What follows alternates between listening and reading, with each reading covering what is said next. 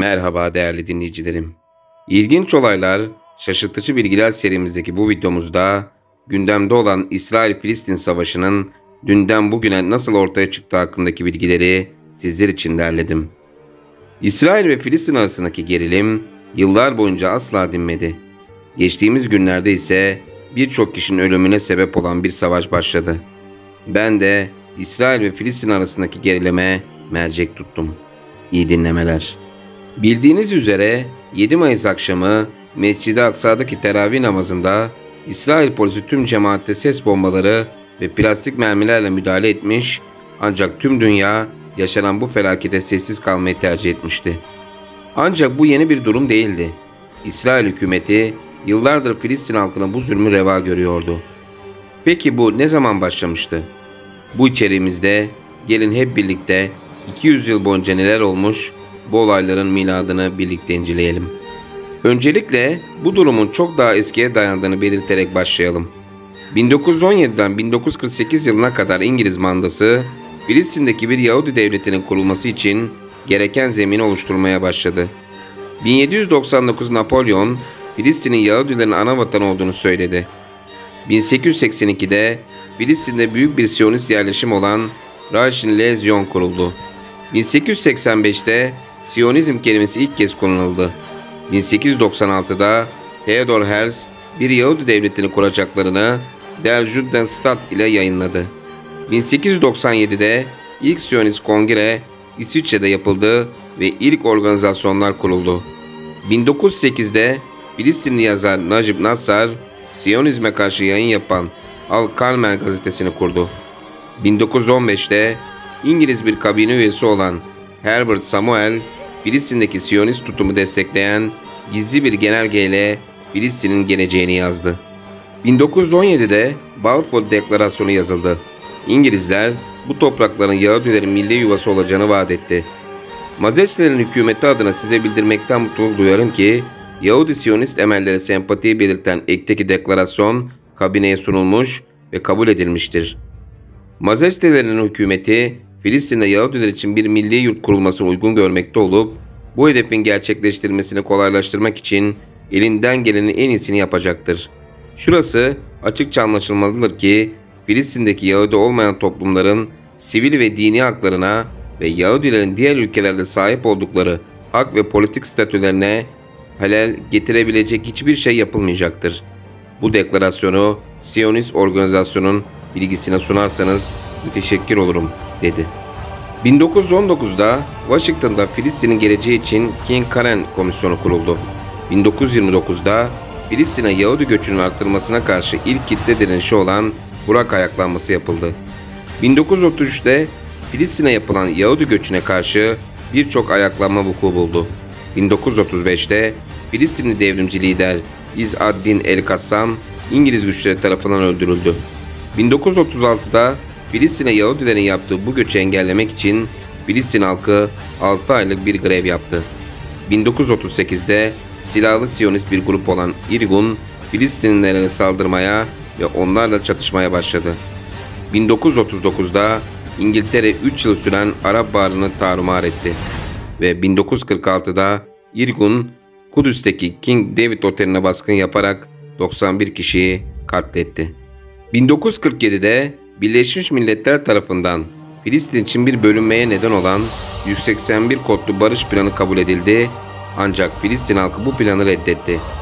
1948 Ocak'ta silahlı bir Siyonist grup olan Haganah, Kudüs'teki Semiramis Oteli'ni bombaladı. Olayda 20'den fazla kişi öldürüldü. 1948 Şubat ayında Siyonist güçler Hayfa yakınlarındaki Husurya köyüne etnik arındırma yapmak amacıyla saldırdı. Bu etnik arındırmanın en erken örneklerinden biridir. 1948 Nisan ayında Sitan ve Irgun güçleri Kudüs yakınlarındaki Deir Yassin köyündeki Filistinlileri katletti. 1948 Mayıs ayında İsrail devleti kuruldu. Bu da bölgesel çatışmaların başlamasına neden oldu. Amerika ve Sovyetler Birliği İsrail'i resmen tanıdı. 1948 Ağustos'da Sitan, İsveçli bir diplomat ve Birleşmiş Milletler'in Kudüs'teki arabulucusu Folke Bardonetti'yi katletti. 1948 Aralık Birleşmiş Milletler, Filistinlilerin göç etmek durumunda kaldıkları topraklara geri dönmelerini kutsal mekanların korunması ve Kudüs'ün uluslararası bir yönetime geçmesini ifade eden 194 sayılı kararı onayladı. 1949 Şubat ayında ve Temmuz'da İsrail'le komşu olan Arap ülkeleri Lübnan, Suriye, Ürdün ve Mısır arasında silahlı anlaşmaları imzalandı. 1949 aralığında Birleşmiş Milletler, Filistinli mülteciler için Birleşmiş Milletler Yakın Doğu'daki Filistinli mültecilere yardım ve bayındırlık ajansını kurdu. 1948 yılında yaşanan olaylardan sonra 150 bin Filistinli İsrail'de kaldı ve vatandaşlık verildi. Ancak 1966 yılına kadar Filistinliler askeri yönetime tabi tutuldular. 1967 yılında Batı Şeria ve Gazze'nin zabıtından sonra İsrail hükümeti işgal altındaki Filistin topraklarında yaşayan Filistinliler üzerinde bir askeri kontrol başlatmış oldu. 1956'da İsrail devleti Goliya, Kufhusen ve Kan Yunis köylerinde yaşayan Filistinlileri katletti. 1964'te Filistin Kurtuluş Örgütü Kahire'de kuruldu. 1966'da İsrail As-Samu köyündeki Filistinlileri katletmeye devam etti. 1967'de Birleşmiş Milletler Güvenlik Konseyi İsrail'in 1967 yılında işgal ettiği bölgelerden geri çekilmesi için 242 sayılı kararı çıkardı. Yine 1967 İsrail, Gazze ve Batı Şeria'da dahil olmak üzere Suriye'nin Golan Tepelerini, Mısır'daki Sina Yarımadası'nı ve Filistin'in geri kalanını işgal etti. İsrail'in Filistin'in geri kalanını işgal etmesinden hemen sonra Batı Şeria ve Gazze'de yerleşim yerleri inşa edilmeye başlandı. Burada yaşayan Yahudilerin İsrail ordusunun himayesi altında silah taşımasına izin verildi. 1980'li yılında 20 yıllık işgalin ardından 1. İntifada işgal altındaki Filistin topraklarında başladı. 1973'te Birleşmiş Milletler Güvenlik Konseyi, Ekim Savaşı'nın yani Yom Kippur Savaşı'nın ardından İsrail'in işgal ettiği bölgelerden geri çekilmesi çağrısına bulunan 338 sayılı kararı onayladı. 1974'te Arap Birliği, Filistin Kurtuluş Örgütü'nü Filistin halkının yegane temsilcisi olarak kabul etti. 1976'da İsrail, Filistinli vatandaşların 1000 hektarlık arazilerine el koydu. Bu duruma direnen kitlesel örgütlenmelerin yaptıkları protestolar bastırıldı. Toprak Günü ilan edildi ve bugün İsrail'in işgaline karşı direnişin adeta bir sembol haline geldi. 1978'de İsrail ve Mısır Camp David Sözleşmesi'ni imzaladı. Bu anlaşmayla beraber ilk kez bir Arap ülkesi İsrail'i resmen tanımış oldu. 1982'de İsrail Lübnan'ı işgal etti. 1982'de Birleşmiş Milletler Filistin halkına Uluslararası Dayanışma Günü ilan etti. 1987'de işgal edilen Filistin topraklarındaki 1. İntifada başladı. 1988'de Filistin Kurtuluş Örgütü İsrail Devleti'ni kabul ederek 242 ve 338 sayılı kararları resmen tanıdı. 1991'de Madrid Barış Konferansı yapıldı. Tabii nereden baktığınıza da bağlı. 1995'te Filistin Kurtuluş Örgütü ve İsrail, Batı Şeria ve Gazze'nin belirli bölgelerinde Filistinliler özellik verilmesine dair 2. Oslo Anlaşması'nı imzaladı. 1997'de Filistin Kurtuluş Örgütü ile İsrail güçlerinin Hebron'dan çekilmesini gerektiren bir anlaşma imzaladı. 2000 yılında Filistin Kurtuluş Örgütü ve İsrail, Camp David Sözleşmesi'ni yeniledi.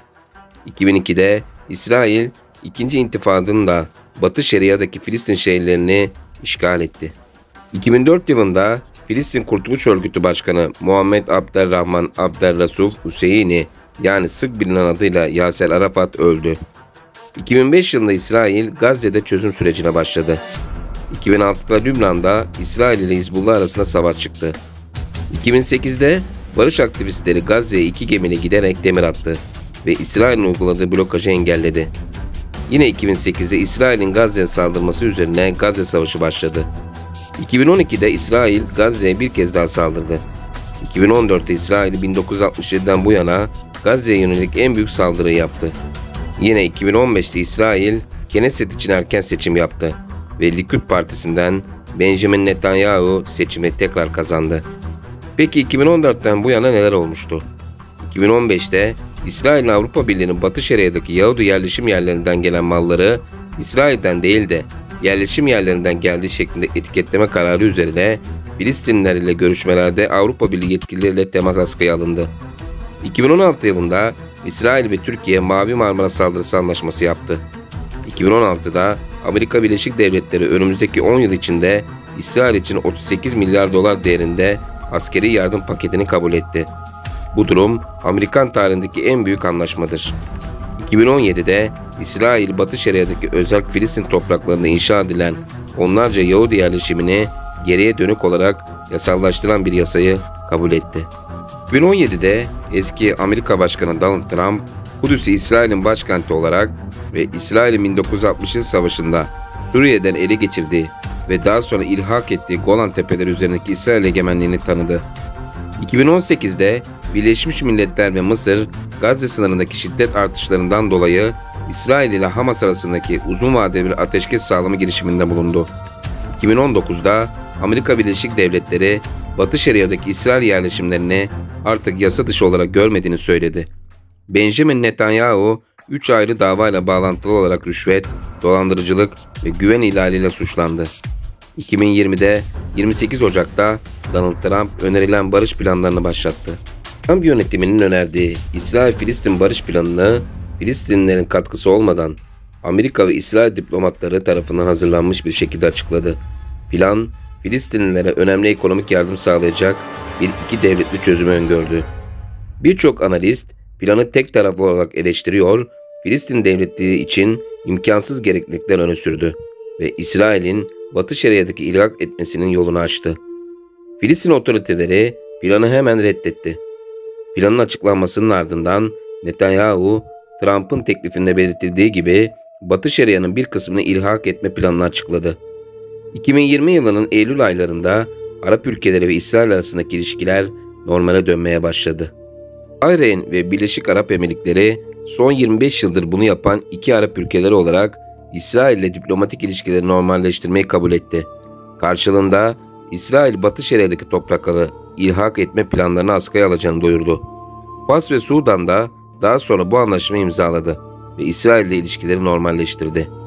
2020 yılında Benjamin Netanyahu ve Benny Gantz, Covid-19 salgınıyla başa çıkmak için ulusal bir birlik hükümeti kurmayı kabul etti. Ancak 2021'de İsrail ve Filistin krizi, Doğu Kudüs'teki Filistinlerin tahliyesi, El-Aksa Camii'ndeki çatışmalar, İsrail ve Hamas arasında çatışmayı körükledi. Gazze'de 200'den fazla insan ve İsrail'de en az 10 kişi hayatını kaybetti. Biden yönetimi bir ateşkese arabuluculuk yaptı ve Filistinlilerle bazı Amerika yardımlarını ve diplomatik temaslarını yeniden sağladı. 2022'de İsrail ve Filistin arasındaki çatışmanın bilançosu gittikçe ağırlaştı. İsrail, Yahudi İsraillilerine karşı Filistinliler tarafından yapılan saldırılara yanıt olarak Batı Şeria'da bir terörle mücadele operasyonu başlattı. Bu operasyon ve sonucunda ortaya çıkan artış, her iki taraf için de 2005'ten bu yana en ölümcül yıl oluşturdu. Bu şiddet artışı 2023'te daha da yükseliyor. 2023'te Hamas, İsrail'e karşı hiç beklenmedik bir saldırı gerçekleştirdi. İsrail, yargıyı yeniden düzenleme yönündeki hükümet hamleleri nedeniyle iç karışıklıkla karşı karşıya kaldı. Tüm bunlar 2022'nin İsrailliler ve Filistinliler arasındaki şiddetin yeniden arttığı bir zamanda meydana geldi.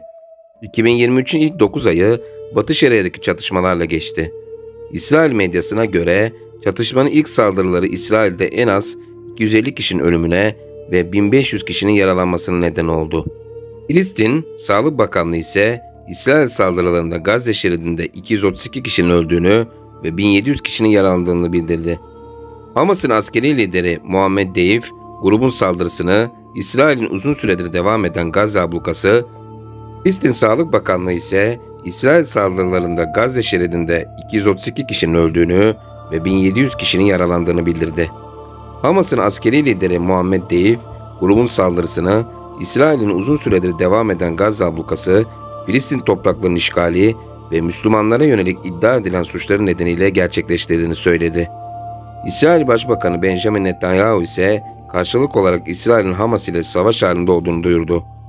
2023 Ekim'deki İsrail ve Hamas arasındaki çatışma, devam eden İsrail-Filistin çatışmasının son birkaç yılda yaşanan en önemli tırmanışını işaret ediyor. Şu anda olanları ise yine ve yeniden tüm dünya gözlerini kapatıyor. Ancak ben yorumu size bırakıyorum. Değerli dinleyicilerim, İsrail-Filistin savaşındaki geçmişten günümüze kadar olan tarihi süreci ve yaşananları sizler için anlattım. Kanalıma henüz abone olmadıysanız abone olup videoyu beğenerek bana destek olabilirsiniz. Bir başka videoda görüşmek üzere. Hoşça kalın.